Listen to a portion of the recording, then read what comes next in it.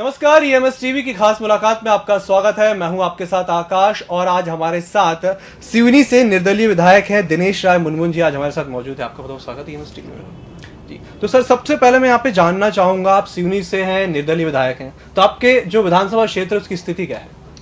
सिवनी विधानसभा क्षेत्र हमारा जो महाराष्ट्र जिले से भी लगा हुआ है, छिंदवाड़ा से और बालाघाट और मंडला और जबलपुर और नरसिंहपुर जी, ऐसे 5 जिलों से जुड़ा हुआ है जी, और हमारा जो क्षेत्र है वो हमारे स्वामी शंकराचार्य जी की जन्मभूमि है। बैनगंगा वहाँ पर नदी है जिसकी बड़ी पवित्रता है, जिसको मानते हैं। और मेन सब कुछ जो कुछ है किसानी है हमारे क्षेत्र सिवनी विधानसभा के और सिवनी जिले के लिए।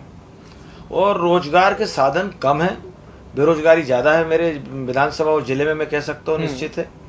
लेकिन अब आने वाले समय में जिस तरीके से हमारे यहाँ जो पेंच नहर आई है, निश्चित है कि आने वाला समय हमारा जिला भी और विशेषकर विधानसभा पंजाब और हरियाणा से पीछे नहीं रहेगा।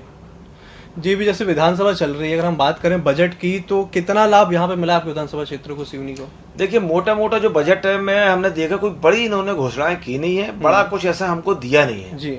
रूटीन वे पे दिया है, लेकिन जो हमको मिलना चाहिए जी वो मिला नहीं है। जो एक महीने जैसे अभी कल रोड का मामला आया था, 250 रोडें बन रही हैं, जिसमें 55 से 60 रोडें मुख्यमंत्री जी के क्षेत्र में बन रही हैं, 4 मंत्रियों के क्षेत्र में बन रही हैं। सिर्फ 50 से 60 रोडें उन्होंने मध्य प्रदेश के अन्य विधायकों को दिए हैं। इस सरकार में एक बात मैं देख रहा हूँ, जिस विभाग का मंत्री है वो दूसरे मंत्री को अपने विभाग की राशि उस बजट में दे रहा है और वो मंत्री अपने विभाग का बजट इनको दे रहा है। कुल मिला के सबसे ज्यादा खतरा मैं अगर जो देख रहा हूँ मंत्रियों में है, विधायकों में इतना नहीं है। इसलिए वो पहले अपना क्षेत्र को मजबूत करने में लगे हुए हैं और निश्चित भी कह सकता हूँ इस सरकार में जी एक लिमिटेशन हो गया, एक निश्चित क्षेत्रों को ही विकास करना चाह रहे हैं जी। सीधा बात यह है कि जहाँ से इनको लाभ हो रहा है सिर्फ उसी क्षेत्र को डेवलप करने के मूड में है ये।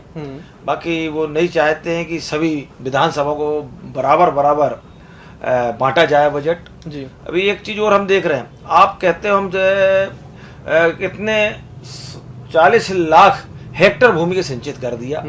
आप अगर वास्तव में अगर देखेंगे तो जो क्षेत्र हमारा सिंचित है, जहाँ कुआं, कहीं नदी है, कहीं नाले हैं, कहीं बोरिंग से पानी मिल रहा है, वो एक्चुअल में वो सिंचित क्षेत्र है। आप तो ड्राई एरिया को सिंचित करोगे तब हम मानेंगे कि आपने वास्तव में 40 लाख से 50 लाख हेक्टेयर भूमि को सींचा है जी।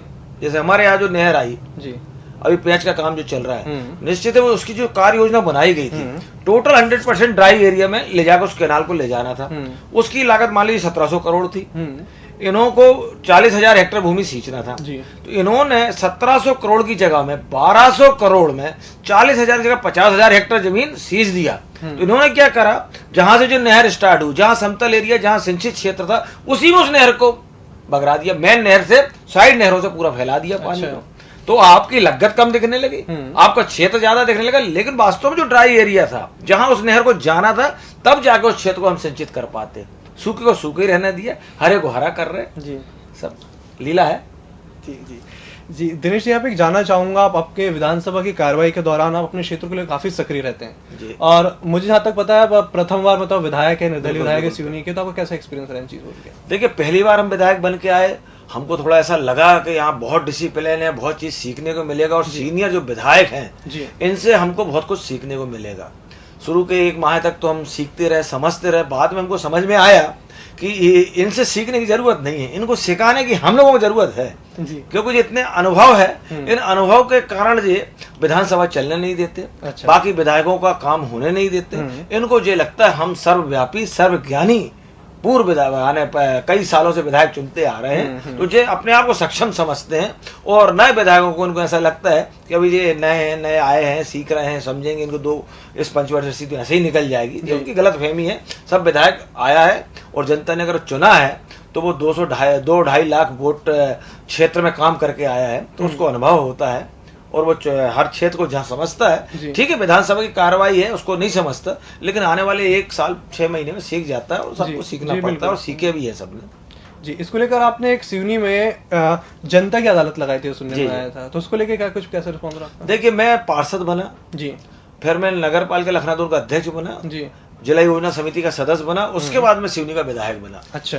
तो मैं प्रतिवर्ष जनता के अपना हिसाब देता। जब मैं पार्षद बना था तो हर साल मैं अपने वार्ड के लोगों को हिसाब देता था कि मेरे को तनख्वाह भी मिली तो मैंने उसको कहाँ खर्च किया, मैंने अपने उपयोग में नहीं किया, मैंने कितने लाख का काम आपके वार्ड के रोडों के लिए लेके आया। ऐसा मैं करते आ रहा था। अच्छा। तो आखिरी चौथे साल में एक हमारे क्षेत्रीय एक सज्जन है जिन्होंने अध्यक्ष के ऊपर ब्लेम लगा दिया कि आप पूरे जनता को हिसाब दें, आपने क्या किया, इतने करोड़ का घपला किया, उसके ऊपर ब्लेम लगाया और आखिरी में एक शब्द लिख दिया, पूरी परिषद चोर है।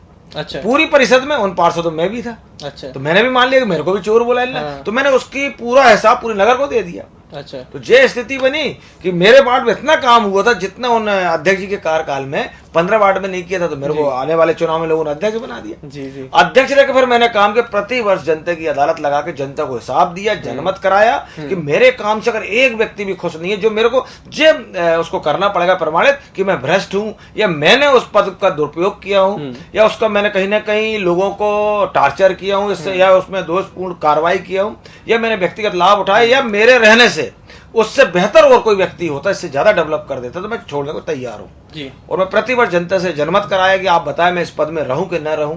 पूरा हिसाब देने के बाद जनता ने प्रतिवर्ष मेरे को जनमत दिया और मैं रहा। उसी पेटेंट को मैंने विधानसभा में रखा। अच्छा। जब सिवनी विधानसभा लड़ रहा था, जब मैंने कहा अपनी विधानसभा की जनता से, जैसे मैं लखनादौन में अपने अध्यक्ष कार्यकाल में जनता को हिसाब देता हूँ, जनमत कराता हूँ और आपसे प्रतिवर्ष पूछूंगा, उसी को मैंने मानते हुए सिवनी विधानसभा चुनाव लड़ा और उसी को फॉलो करते हुए मैं सिवनी विधानसभा में चला आ रहा हूँ। अच्छा। तो अभी भी जनता की अदालत लग रही है? अभी जनता की अदालत लगी थी 15 फरवरी को, क्योंकि हमारा एक वर्ष 9 महीने में लगाया था, कुछ इशू आ गए। दूसरे वर्ष हमारे यहाँ का माहौल ऐसा सांप्रदायिक दंगों की वजह से अनुमति नहीं मिली, तीसरे वर्ष में मिली, जिसमें लगभग 80,000 से ऊपर जनमानस वहां था। मेरी विधानसभा और भी क्षेत्रीय लोग थे, उसमें मैंने अपना हिसाब रखा। 1-1 रुपए का तनख्वाह भी मिली तो मैंने उसको कहाँ वेतन का भुगतान किया हूँ। मैंने यहाँ तक पूछा कि कोई व्यक्ति, एक व्यक्ति भी बता दे कि मैंने कहीं कमीशन मांगा हूँ, किसी से मैंने किसी प्रकार का चंदा मांगा हूँ। कि आजकल तो नेतागिरी में चंदा एक फैशन बन गया है कि चंदा किसी कार्यक्रम के नाम से लेते हैं और पूरा खा जाते हैं, टकार जाते हैं। या मैंने किसी को ट्रांसफर के लिए किया हूँ, या मैंने किसी पुलिस विभाग में या किसी पुलिस कर्मचारी से कहा हूँ इस व्यक्ति को अंदर करिए, इसको छोड़ दीजिए। मैंने अपने आदमी को छुड़ाने के लिए नहीं बोला, अपने दुश्मन को अंदर करने के लिए नहीं बोला। ऐसा कोई भी व्यक्ति हो वो बता दे किसी को मैं जबरदस्ती ट्रांसफर के लिए बोला हूँ, या मैंने अपने किसी भी ऐसी लैंग्वेज को उपयोग किया हूँ जो ऐसा लगता है जो मैंने मर्यादा तोड़ा हूँ, तो वो मैं जनमत करा दे। एक भी व्यक्ति इसके लिए मेरे को दोषी नहीं माना और पूरी जनता ने मुझको जनादेश दिया। हाँ की लेकिन बीजेपी कांग्रेस ने बाहर बैठ के हो हल्ला करते रहे, 20-25 लोग गिनती के थे, तो बेचारी पुलिस उन्हीं की सुरक्षा करती रही। लाखों के बीच में वो आ जाते तो उनको कौन रक्षा करता। तो इसलिए बेहतर ही है कि उन्होंने बस अपने क्षेत्र में अपने कार्यालय में हो हल्ला करते रहे, कार्यस्थल तक भी नहीं आ पाए, क्योंकि जनता का जनादेश मेरे साथ था। और अगले वर्ष फिर लगाऊंगा और फिर मैं जनता को हिसाब दूंगा और प्रतिवर्ष मैं जनता को हिसाब दूंगा। जनता अगर मेरे काम से खुश नहीं है, हटाने का अधिकार है। जनता मुझको पसंद नहीं करती, मैं क्यों चुनाव लड़ूं? जी बिल्कुल। मेरा क्या शौक है, चुनाव से क्या फायदा होगा? अगर मैं समाज सेवा में आया तो मुझको निश्चित है मुझे पूरी ईमानदारी से जनता की सेवा करना चाहिए, ना कि अपना हित स्वार्थ के हित में काम करना। जी दिनेश, यहाँ पे एक बात करें, आप सिवनी से निर्दलीय विधायक हैं, तो पुराने जो जनप्रतिनिधि रहे और आप रहे, तो आपने मतलब क्या अंतर है, आपने क्या अलग से और काम किए उनके अलावा? देखिए सबसे बड़ी बात है, पुराने जो है अपन मानते हैं वो भी बेहतर थे, उन्होंने भी बेहतर किया है। अगर उन्होंने किया नहीं होता तो हमारा क्षेत्र कैसे डेवलप होता। अभी आज जो बात आती है, भारतीय जनता पार्टी के यहाँ नेता बोलते हैं कि 60 साल में कांग्रेस ने राज किया। 60 में अगर उन्होंने किया तो कुछ तो किया। अब आप भी 13 साल हो गए, 13 साल में आपने किया, तो वास्तव में उन्होंने भी काम किया है। लेकिन कहीं ना कहीं हम मानते हैं, पूर्व हमारे यहाँ बिमला वर्मा जी थी, उन्होंने भी काम किया। ठाकुर हरवंश सिंह जी थे, उन्होंने भी जिले में काम किया, भले वो मेरी विधानसभा में से नहीं थे। वहाँ स्वर्गीय महेश प्रसाद शुक्ला जी थे, उन्होंने भी काम किया। मैं मानता हूँ हमारे पूर्व नीता पटेरिया जी, नरेश दिवाकर जी थे, इन्होंने भी अपने स्तर से काम किया, लेकिन इनके ऊपर थोड़ा सा व्यक्तिगत बहुत लांछन लगे। वहां पर कार्यकर्ताओं का भी सम्मान नहीं किया, उन्होंने क्षेत्रीय जनता का सम्मान नहीं किया। उन्होंने सिर्फ सिवनी शहर को ही विधानसभा मान लिया, ग्रामीण 350 गाँव को नहीं माना। और वो जाने में कहीं ना कहीं जनता के बीच में उनके संपर्क रहे नहीं, और जनता उनसे मिलने आए तो उनसे संपर्क में नहीं आ पाए। और मैंने जो बताया कमीशन, चंदा और धंधा, इसमें ज्यादा व्यस्त हो जाने की वजह से उनको हारना पड़ा और इसलिए जनता ने उनको नकारा। जी, तो यहाँ पे अब और क्या शेष काम है जो आप अपने शहर के लिए करेंगे? अपने देखिए कोई भी जनप्रतिनिधि हो तो ये चाहेगा कि अगर एक नया घर बना है तो वहां तक रोड जाना चाहिए, लाइट चाहिए, बिजली चाहिए, पानी चाहिए, मूलभूत सुविधा दिलाए, वो नगर में दिलाए, ग्रामीण क्षेत्र में दिलाए, और सबसे बड़ा रोजगार के साधन हम उपलब्ध करा सकें। प्रत्येक युवा को अगर हम रोजगार साधन उपलब्ध करा सकते हैं तो ही बेहतर होगा। लेकिन आप तो सोने की रोड बनी हो, फिर ऐसा लगता है कि सोने की जगह इसमें डायमंड की रोड बने, जो डेवलपमेंट की चीज है, लेकिन ये नहीं होना चाहिए रोड के ऊपर रोड बने जी, नाली के ऊपर नाली बने, लेकिन जहां रोड नहीं है वहां रोड बनना चाहिए। और हम आधुनिक जीवन में आ गए हैं, आधुनिक समय जो है उसमें हमारा क्षेत्र का डेवलपमेंट होना चाहिए। हमारे बच्चों को बाहर जाकर नौकरी करने का ना पड़े, हमारे यहाँ के बच्चों को बाहर जाके पढ़ना न जाना पड़े, हमारे यहाँ बीमार माताएं बहनों को, हमको सबको इलाज के लिए दूसरे जिले दूसरी जगह जाना ना पड़े, वो सब सुविधाएं हमारे यहाँ होना चाहिए। वो अभी कमी है, उसके लिए भी हम काम करने का प्रयास कर रहे हैं जी।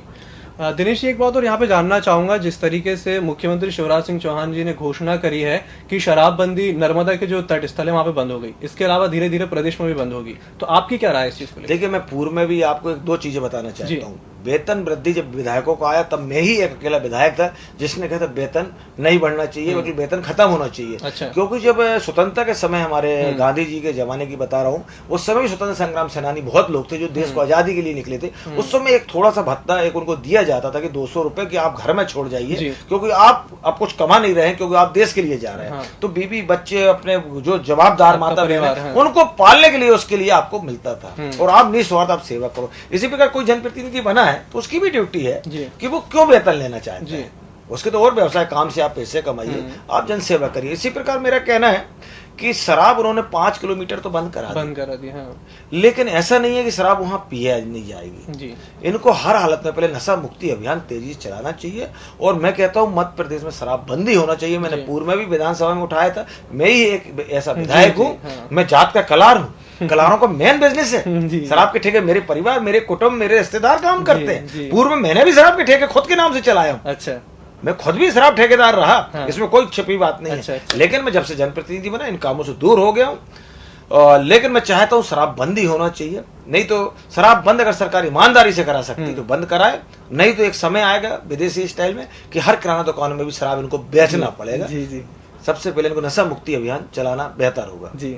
एक आखिरी सवाल यहाँ पे मैं पूछना चाहूंगा कि कई बार ऐसी चर्चाएं होती रहती हैं कि आप भाजपा में शामिल होने वाले हैं, कांग्रेस में भी हल्ला उठता है, कांग्रेस में हल्ला राज्यसभा में नहीं। देखिए, मैंने जनता से कह के आया था, ईमानदारी से इस बात को रखी थी कि मैं आपका नौकर हूँ, किसी पार्टी का नौकर नहीं जी। मैं आपका सेवक हूँ, किसी में सरकार या पार्टी का नहीं। तो और ये बात भी कह के आया था, जिसकी सरकार उसके हम, क्योंकि हमको सरकार के साथ रहना, मुख्यमंत्री के साथ रह के ही हम अपने क्षेत्र का डेवलपमेंट कर सकते हैं। क्योंकि हमको इसी सरकार से लड़ना है जो सरकार है, क्योंकि हम कोई इंग्लैंड या अमेरिका या पाकिस्तान से तो राशि ला नहीं सकते, लाना तो इसी सरकार से, तो इन्हीं से मांगना है। तो इनके साथ होके हम काम करते हैं, लेकिन इनकी पार्टी या इनके झंडा डंडा नहीं उठाते हैं। और जो जनता से कहा है कि हम निर्दलीय हैं, पूर्णतः ईमानदारी निर्दलीय रहेंगे, तो निर्दलीय रहेंगे, चुनाव के समर्थन करते हैं सरकार का करते हैं, मुख्यमंत्री जी करते हैं, भारतीय जनता पार्टी का नहीं करते। अच्छा, कांग्रेस का नहीं करते। अच्छा, विवेक तनखा जी को वोट दिया, वो अच्छा आदमी था इसलिए उनको जिताया जी। तो विपक्ष को क्या कहेंगे, विपक्ष को लेकर, इस चीज को लेकर? विपक्ष बहुत कमजोर है।